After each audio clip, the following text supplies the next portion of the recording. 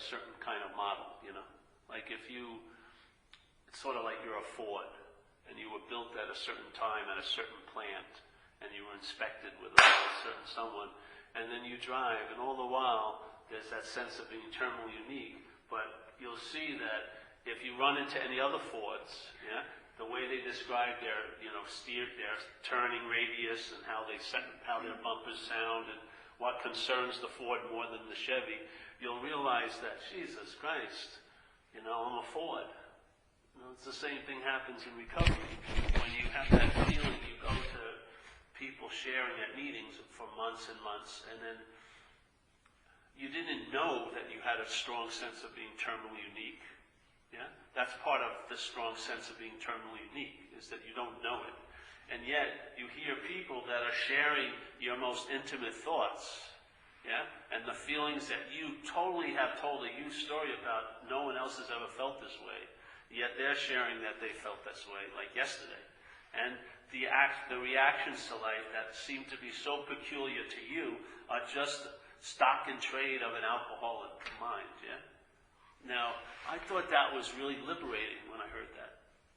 When I heard that, the sense of terminal uniqueness lifted, and that drenchingness of that claiming, the idea of me as the doer, got a little lifted. And I saw that what I was taking to be me is just a product of a mechanism, yeah? A mechanism firing. And in that kind of impersonal sense, there's a lot of freedom in it. And then when you get the hit of the freedom, you realize what's the bondage is that extreme personalness, yeah? You never know the problem but by the solution. So when the problem recedes, that's when you get a clear idea what the problem is, yeah? When it's totally around you, you got no idea. But when it recedes, the effect of it receding shows you its effect when it was up against you, yeah? So it recedes, just like if I was, when I was born, someone put a hand on my shoulder. And every day in my life that hand has been there. I would not know it was there. Yeah? Though I was under its effects all day. I would only know it was there when it was lifted. And then I would get a hit. Oh, Jesus Christ, that's what was happening. Yeah? I wouldn't know it was happening while it was happening. I know it was happening when it gets removed. Yeah? The same thing with the idea of selfing and not being that. The real hit comes when you're not that. Yeah? Before that hit, it's like the difference between a view and a vision, like Zen Mark would talk about. You may have a view that self is what has defeated you, but you don't have the vision of that yet. Yeah? So the view helps you, but not at all times. It will sort of maybe work here and there, but when the real shit hits the fan, you usually end up having it in your face, yes? So it doesn't have the most optimum effects, but it is an understanding, it's a view, and it will help you make sense out of stuff where you weren't making sense out of anything, yeah? But the vision, when the mind entertains it, and maybe through repetition it can trigger it, then when the view gets replaced by a vision, then that vision becomes a real stabilized solution. Yeah? And then now you have the vision of what you're not a view about what you're not. Because a lot of times what feels like it's entertaining the view about what you're not is the view of self-centeredness. Yeah? So the self-centeredness is entertaining the view of I'm not self. Yeah? A vision is different. The vision is you're seeing not from self. You're not seeing from self. Yeah? You're not seeing. You're seeing from it's not a position, but you're seeing from the relief of the bondage of self. Yeah? The mind has been relieved of the bondage of self, and now it's captured seeing, which is turned into looking, is now seeing again. Yeah? You see, and what you see is what you're not. And in seeing what you're not, that's what I am. Yeah? I would say I'm the awareness or the seeing of what I'm not. And that's that. And then when there's the seeing of what you're not, that seeing has a very, very strong flavor of always being so.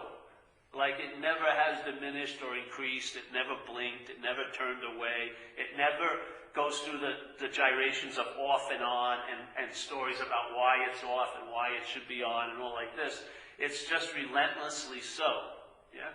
And that really downloads after a while, where it goes beyond. You're like totally convinced, in a sense. Not you, but the mind is totally convinced of the validity of that emptiness or of that nature. And so instead of being stubbornly clinging to the idea of being a thing who wants to have an experience of no thing, or wants to have a philosophy of no thing, or wants to get an advantage of entertaining no thing, you actually are seeing no thing. Yeah? That the primary fact of what you are here is no thing. How that no thing is appearing is as a thing or through a thing, but it is not of that thing. Yeah? It's of no thingness, like Jesus supposedly says, you're in this world, but you're not of it. So you're in this world of thingness, yes, but you're not of it. The vision is that. The vision is you're not of it. Yeah? A view is held by the mind still in the dynamic of being the subject or the doer or the haver, yeah? The view is still used by that. And so therefore it doesn't fire on all cylinders at all times. It's sporadic, usually based on a lot of mental conditions and emotional conditions and physical conditions and circumstances. Yeah? It's better than not having a view at all, but the vision is different. The vision is really seeing. Yeah? Not co-opted by looking, but seeing, and then seeing the looking. It doesn't mean the looking stops. The looking is not constantly going on, but it's going on continually in time. It's not constant, but it continually, the mental process is framing this place by a form of self-centered looking. Yeah? That's going on. But what happens is, that in the seeing of it, you really see the seeing in it. Yeah? You see the interpretation of how it's configured into a form of looking called self-centeredness, but there's still the essence of the seeing that's seeing. Yeah? That's freedom, really. And it's not freedom for the rest of your life, it's just freedom now, because now is the rest of your life. Yeah, this is it. That's it. That's the promise in a way. The availability of the solution is not of time, it's timeless. And the only place in time where timelessness is available is in this moment. Yeah?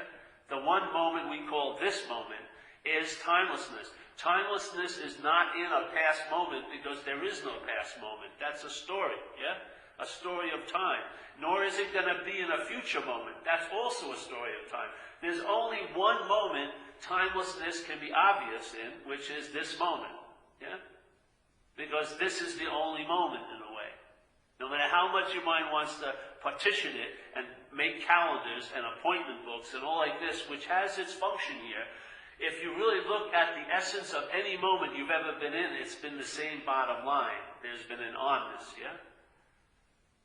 That's the only way you have a moment, is that there's an onness or an awareness of it.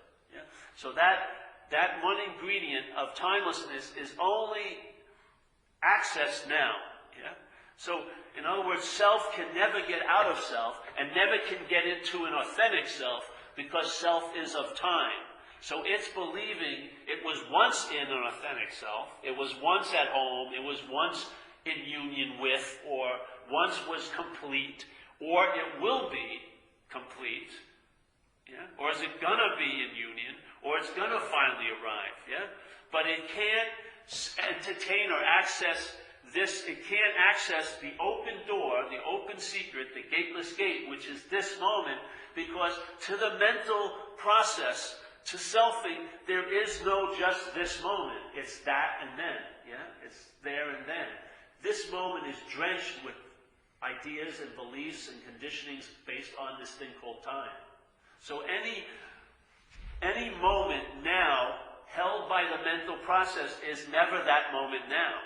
It's intruded with tons of ideas about past and future. So there's no access to the availability of the timelessness because it's really not of timelessness. You're not in the moment. No matter how much you believe you're in the moment, you're in a mental moment, a disguised interpretation, a disguised delusion showing up as your moment. But your moment is this and that and there and then. So when there's a sense of conscious contact, which is a pretty good anchor here right now, because you don't have conscious contact in the past, nor will you have in the future. There's no way you can be conscious of the future right now. You can be conscious of a concept of the future in this moment, and you can be conscious of a concept of the past in this moment, but you can never be conscious of the past or the future, because they don't exist, yeah? So, in this sense, the conscious contact is the total access point to timelessness, yeah? And the solution to all the problems generated, reinforced, stretched out, added on to, subtracted from, all of these, the mathematic of one, of separate, long-lasting, independent entity, playing on the equation table of time, all of these little activities that it does, yes? There's no solution there. The solution is a timeless one. That's what we're looking for, in a sense. That's why we can't see it, because our looking is of time, yeah? When we look, do you ever look at anything without comparing it to something else you once saw? Does your apparatus ever just ding, acknowledge what's happening? It's always referring it to something it thought happened or it hopes will happen or is afraid will happen, yes? Everything triggers the mental realm. Every conscious contact being claimed by selfing triggers the mental realm. And now all you're reacting to is what this moment signifies. Yeah? You're not really reacting to the invitation or responding to the invitation because tons of invitations have been mailed in already. Past and future invitations. And we're in the habit of saying no to this invitation and then opening up the invitations of past and future. Oh, what's going to happen to me? Is it going to be that last time? Just like in the conditioning. You go to the hospital this coming week because you've been in it for a while. There's a fear in it, obviously. It's not the procedure you're going to have. It's all that it means. Yeah? All the past times and what you think it may mean. You may have something. Yes? So that event that's not even here is provoking an incredible amount of reaction. And all the responses or reactions are from there and then. Not one is from the moment. Because in the moment, there be a freedom and a reliance on something greater than self. Yeah? You can tell there is like a litmus test to see if supposedly you're doing the third step. You can see what you're relying on. If you have an anxiety that seems to keep going and yet the thing you're anxious of is not in front of you, you're in the mental realm. Yeah? All your attention and interest is still worshiping at these temples up here. Yeah? When you're in this moment, the physicality, the mind may be flipping out, but there's a cool center in there. Yes? You don't go on all the journeys. You don't go, even though the ticket has your name, it's stamped, and they say, and the guy on the train says, "Hey, hello, Mr. Hederman. Welcome to a local express to hell. Yes, come on in once again. You're going to go to the hospital again. Anything could happen to you. The body may show up, but there's a part of you that's in the moment. Yes, yes, yes, yes. An aspect of mind is resting in the only reality there is now. And this now doesn't have a there and then. And this now has a vertical insertion, not a horizontal story, with tons of insertions of conditioning and beliefs and ideas. It has a vertical insertion that's really just basically a light elevator in a way. Your attention just stays in here. Instead of going to all what could possibly happen to me, what did happen to me, what's going to happen to me, all this. No. That can happen, but then the mind is resting in that, yes? In the timelessness of the solution. There is no solution with time. The problems thrive in time. It's the Petri dish of time. Time cooks up incredible funguses. Once the mold gets on you, oh, what could possibly happen, it just insidiously grows, yes? It cakes your vision, and it becomes a view. And now you're holding on to philosophy, hoping it's going to help you, but the fungus just keeps encroaching on all your space, seemingly. But a vision sees through, yes? A vision produces a stability in how you travel.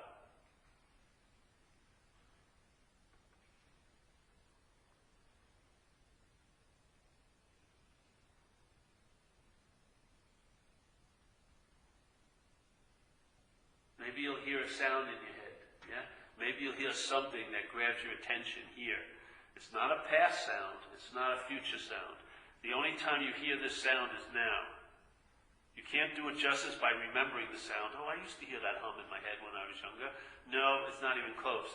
Oh, I was hoping I'd hear that. I hear some spiritual books they hear talk about the hum. That doesn't do it. The hum is now. It's like the generator going, it's like the hum of the generator of aliveness, yeah? There's a sense of that. How about that? Maybe there's something else you can anchor in, so that at least you stay in the vicinity of this now, because then, sooner or later, you're going to look up and the vertical solution will drop in. You'll stop looking this way and that with the mental glasses of past and future, surveying all the thoughts. Oh, Jesus. Oh, I see the same ones over there. Oh, Jesus, look what I'm riding into. I just thought I got out of those before. Now I'm riding back into them. That whole giant story of your pilgrimages from there and then to there and then, yeah? You're free from it, at least for that moment. The whole moment just has a giant silent gong of presence, or pause. I like the word pause even better. The pause, it's like a pregnant interruption of the linear little horizontal speed train of selfie. Yeah? And at that moment, no matter how much you have all the tickets to show you've traveled this train every day, you've got your little commuter schedule stamped, you know everyone on the train, there's a sense that it's not even so, none of it. In that pause, the true solution shines on the problem and it shows it to be what it is. It's not real. Doesn't mean it doesn't have effects here. It's not real. There's a difference, yes? There's a difference. To say that nothing has effects here to you as an appearance is insanity. But to realize it's not real changes a lot. Yes?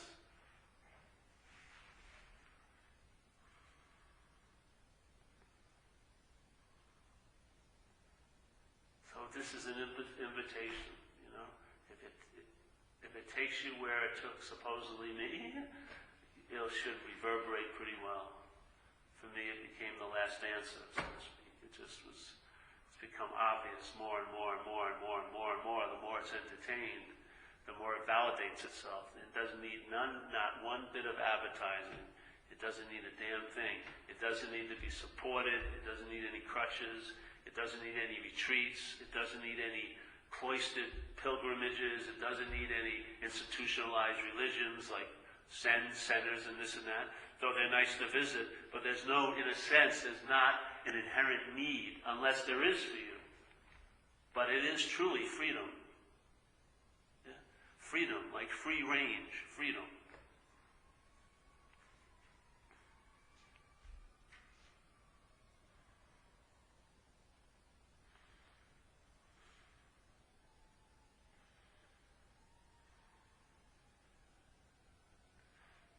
Once it's validated, the view is helpful, especially if you're sharing stuff, but the vision is what's relied on.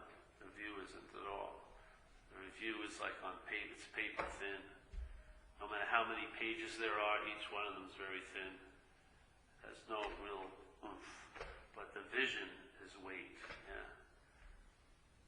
And I believe it's the form of being convinced, to believe with certainty. I believe it's a different, portal of knowledge other than knowing and learning, but of realizing it was already known. Yes? It's never not been known. It's the seat of all knowing. That's its nature. I mean, I don't need to sort of jam it into some form of knowing. I rather to let it be a formless sense of knowing, yeah? So I don't have to go to a certain library in the Middle East or do this or do that. I don't have to wait for the teacher to come here every 10 months. It's for me to have that hit again, and then not to seem to have it for months, but to actually live, in a sense, free. Yeah.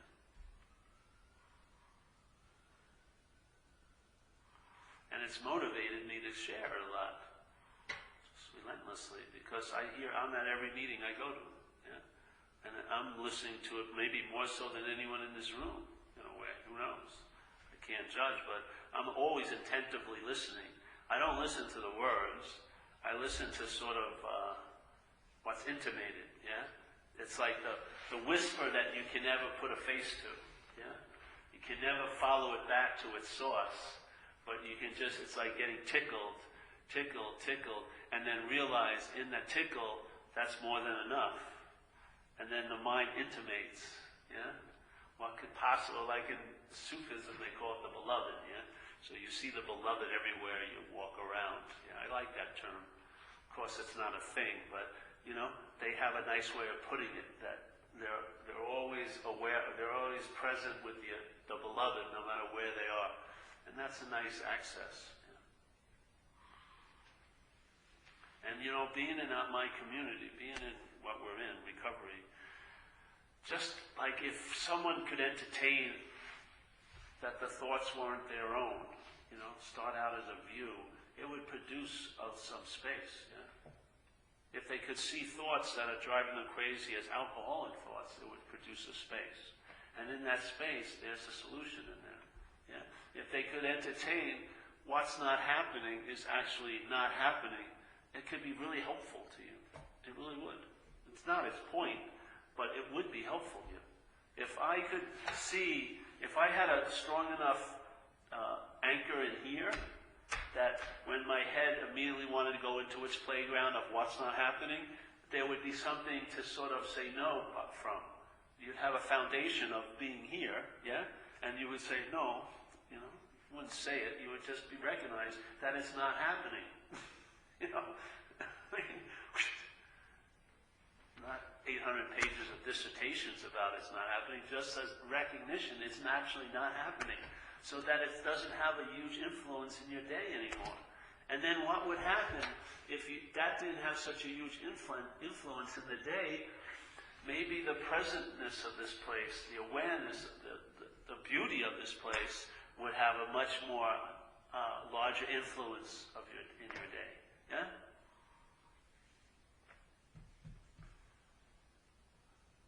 And maybe the traveling lighter would rise, and no one would drop noting it. There would be no narrator noting how light you're traveling. And you would see, really, the gauge between traveling lighter and the noting of your traveling lighter or not traveling lighter. The absence of that is the traveling lighter. When the narrator, when you can hear it, but you don't listen to it anymore, it doesn't really tweak your attention. It's just like a radio that's been on a long time in the room next door. You've lost all interest in it. Sometimes there'll be one, like your fairy princess is coming, when you may grab a little, you'll have these old habits. But basically now, you're being influenced by now. Yeah? And when the influence of now starts getting strong, you realize that there and then was the quote-unquote problem. You really can't do it justice with an understanding. But when there's a sense of really, the here-ness, you realize, so the there and then-ness was the problem. Yeah? It's just, there's not like a large, like a zigzag to learn that. It's very clear. You realize, the there and then receded, the sense of being light increased. I would say, so the there and then was the seeming blanket over this traveling light. Yes? It's not like rocket science, you just get it, yeah? Yeah? It just stops. You see, so it's just like the hand lifts and you start going, wow, that hand was heavy. That hand had a lot of influence on me, and I had no idea it had influence on me. Why? How did this realization occur? Not with the hand on it, but when the hand lifted. Yeah? So if you're not that which is driving you crazy, that would be like the lifting of the hand that's driving you crazy. And then you would see the hand, that's driving you crazy, and you would not be crazy. Yeah? Not seeing a hand that's driving you crazy is a form of craziness. But if you see the hand that's driving you crazy, you're not seeing it from crazy anymore. Yeah? And then it's very clearly recognized, oh, so that's what I'm not. I mean, really.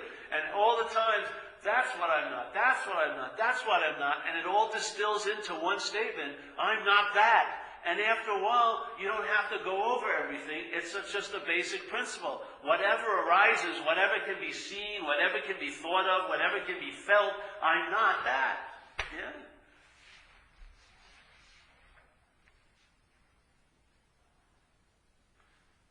And it doesn't mean, all right, you pivot and now you start looking for that. No.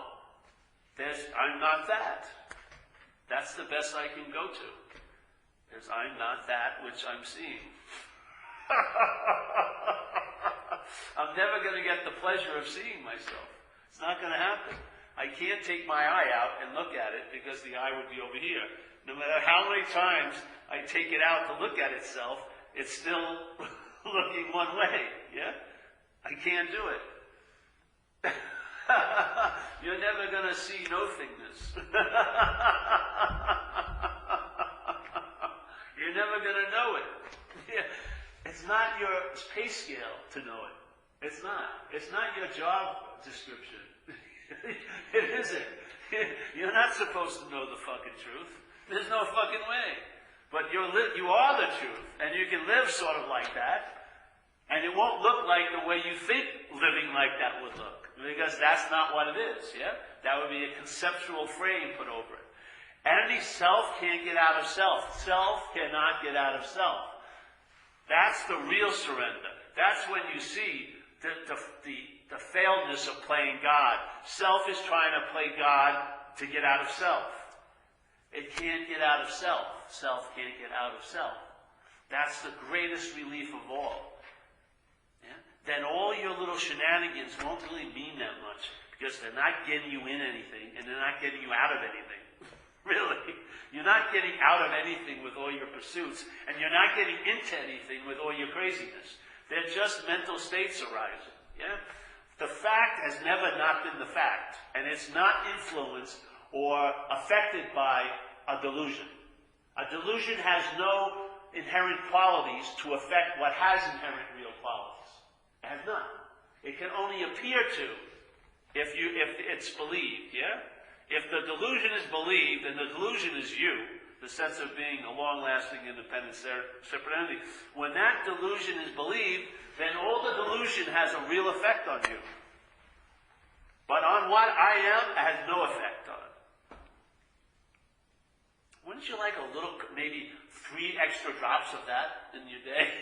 Can you imagine? That would be like, they could appear as 3 pauses during your day. Your whole day would look totally different if you had 3 pauses in it. Before you put your foot in your mouth and ruin another relationship or something, you'd stop. Just like I was with a guy yesterday. He's talking to someone on the phone who's trying to help him. And he got angry. He didn't like what this guy said. I'm going to fire this person. And I said, hey, slow down, Biffo, or whatever. Chill out a little bit. Stop rushing into an action. It's just going to provoke a huge situation. Back off, chill out. If you can't, well, you can't. Well, I'm sitting here. I'm not leaving. So I'm gonna contain your little insanity, because I'm not insane right now.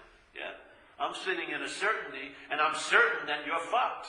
And I'm going to, hold that certainty until I see that you're not fucked. So just a couple of drops. Entertain it a little. Instead of pledging allegiance to the same old story. Yes, this place is real. It has the power to affect me. I should be worried. I'm not going to be taken care of.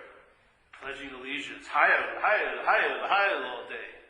Jesus Christ, how are you going to get out of the goose-stepping herd if you keep pledging allegiance to the whole thing? Yeah? At least start entertaining what's pledging allegiances at you. Start there. I'm not even saying you have to worry about pledging allegiance. Worry like crazy about tomorrow now. Do it. But it's not you that's doing it. Yeah? Just question the subjective flavor of everything. Because if you were worrying about tomorrow, it really wouldn't bother me. Why does it bothers me so much if I'm worrying about tomorrow? Because I have an idea that I shouldn't be worrying about tomorrow. That I should be higher than that. My seat assignment determines that I shouldn't be worrying about tomorrow, so I mustn't deserve the seat assignment, or I wouldn't be worrying about tomorrow. There's no you worrying about tomorrow. That's why it's only when it's a me worrying about tomorrow, it flips me out. If it's a you that's worrying about tomorrow, I have total immunity to it. Why not see yourself as a you instead of a me? As soon as it's me, all bets are off. Everything becomes profoundly important. Why? It's me. That's my simple one-statement answer to everything. It's me. Why are you so screwed up today? Well, it's affecting me. I'm afraid of what it's going to do to me. You, I can get over that fast. But me, you don't understand. I want you to feel like me. But you can't because you feel like a me. That me. Yeah? I want you. That's what, you ever see relationships? A lot of times is the mind in me wants a you to get how me feels. They want the you to feel exactly like the me feels. They get it. It's impossible. Everyone has their own little mini-me running around. Yes? We have an immunity to you. You know what I mean? Really. No matter how bad you's doing, it doesn't really affect me as much as when me is imagining it's going to be bad. It overwhelms. You may have a really bad situation right now. My imaginary situation overwhelms that like that. I may give you 4 minutes, but I want to get back to worrying about me. Paul, I really need your help. I'm really in trouble, and I can see that. But you don't know what I'm me. This could happen. I may not be able to go to Hawaii next month. You know? Me amplifies everything. You know? See it. If you see it, that's the beginning of really living as not it.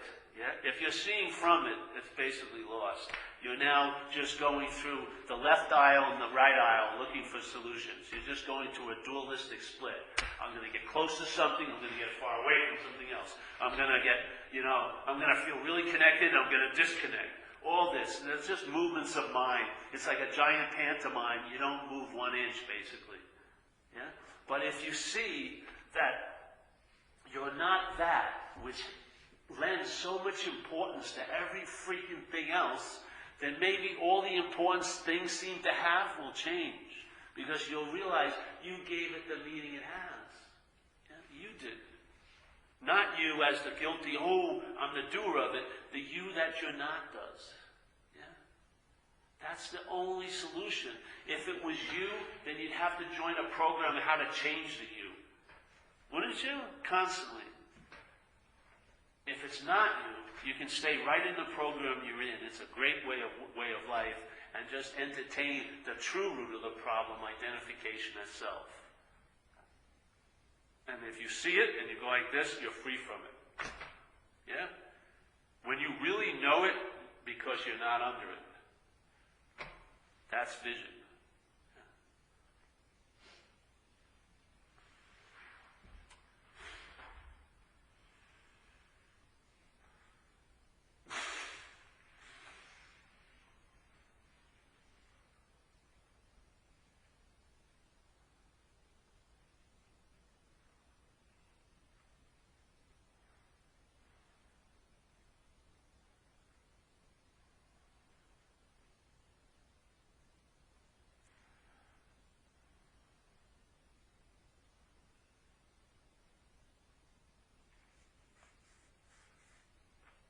Any questions? No. We have 2 birthdays to. I can't.